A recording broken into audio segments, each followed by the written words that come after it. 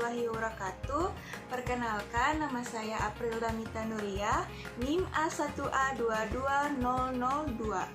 Jurusan S1 Kebidanan, Fakultas Keperawatan dan Kebidanan Universitas Megariski Makassar.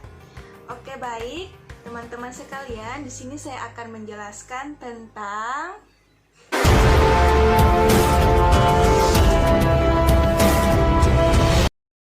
Oke, baik teman-teman, dari judul yang sudah saya sampaikan di video sebelumnya, yaitu konsep dasar anatomi dan fisiologi manusia dan karakteristik anatomi pada berbagai ras di Indonesia.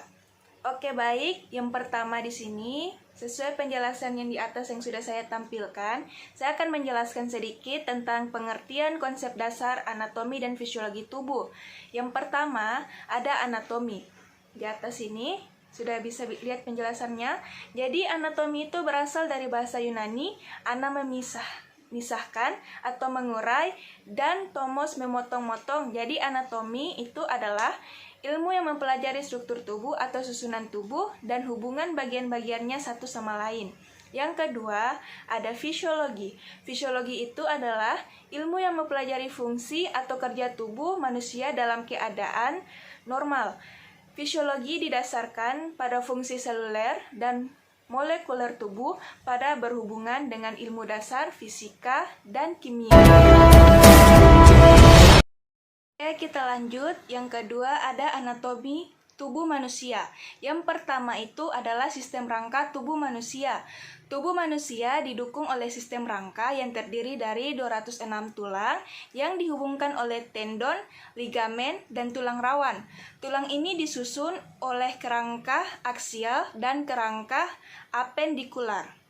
Kerangka aksial terdiri dari 80 tulang yang terletak di sepanjang sumbu tubuh manusia. Kerangka aksial terdiri dari tengkorak tulang, telinga tengah, tulang hyoid, tulang rusuk, dan tulang belakang. Kerangka apendikular terdiri dari 126 tulang yang merupakan tulang-tulang pelengkap yang menghubungkan kerangka aksial. Kerangka apendikular terletak di daerah tungkai atas, tungkai bawah, panggul, dan bahu. Setelah dari sistem rangka, kita pindah ke sistem otot.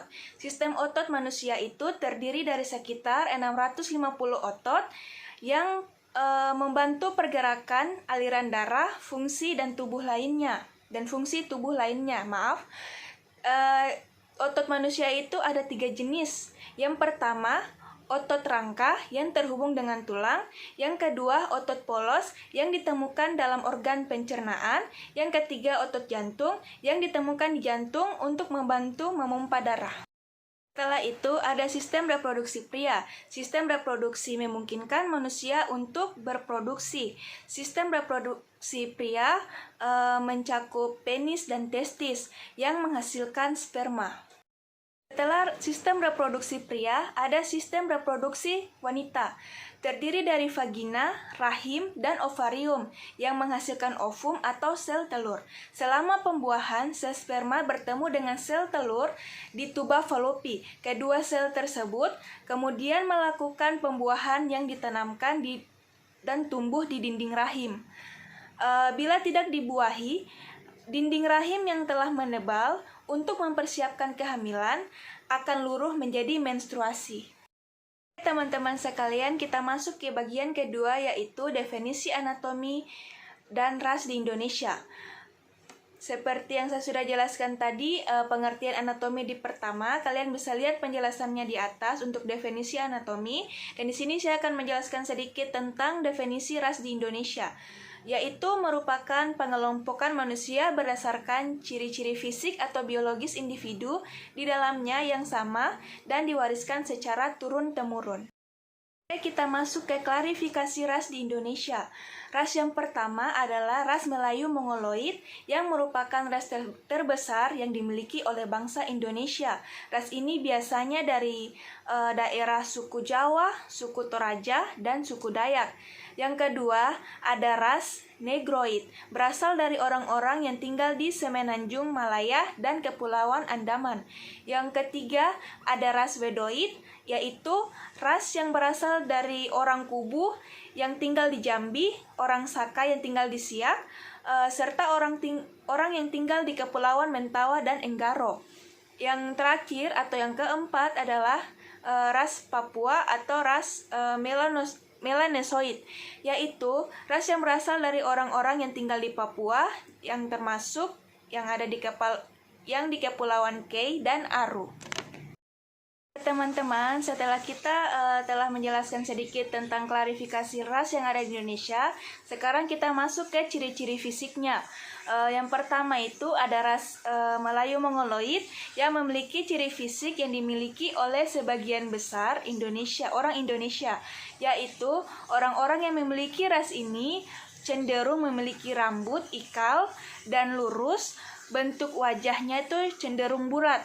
Yang kedua itu ada ras Wedoid. Ras Wedoid ini memiliki ciri fisik yaitu orang-orangnya cenderung bertubuh kecil, memiliki kulit sawo matang, serta rambut yang tidak lurus, tidak ikal, bahkan cenderung mengombak. Yang ketiga ada ras Negroid. Ras Negroid ini yaitu mereka memiliki kulit hitam, rambut yang dimiliki itu keriting kecil-kecil namun berbadan kecil.